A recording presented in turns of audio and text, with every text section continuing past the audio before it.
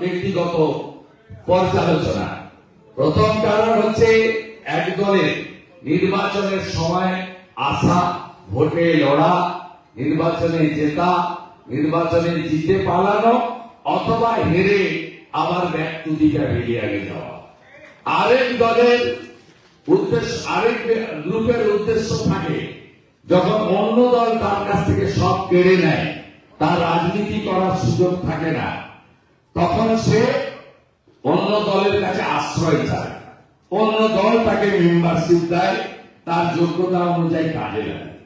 আরেকটা গ্রুপের মধ্যে থাকে নিজে দল ছাড়ে, সব পথ ছেড়ে দল ছাড়ে, কোনো কিছু পাওয়ার উদ্দেশ্য না নিয়ে রাজনৈতিক দলের পরিবর্তন ঘটে। আমি মনে করি আমি সেই তৃতীয় গ্রুপে পড়ি।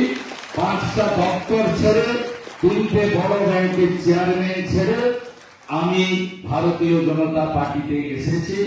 ভারতীয় জনতা পার্টিকে আমাকে আমন্ত্রণ করেছেন, যশস্বী নেতা অমিত শাহকে আমন্ত্রণ করেছেন, তৎকালীন রাজ্য সভাপতি দিলীপ বাবু আমন্ত্রণ করেছেন, তৎকালীন সংগঠনের সাধারণ সম্পাদক সুব্রত চ্যাটার্জি আমন্ত্রণ করেছেন, তৎকালীন অবজারভার কৈলাস বিজয় বর্গী আলোচনা করেছেন, এবং অনেকেই পালিয়েছে।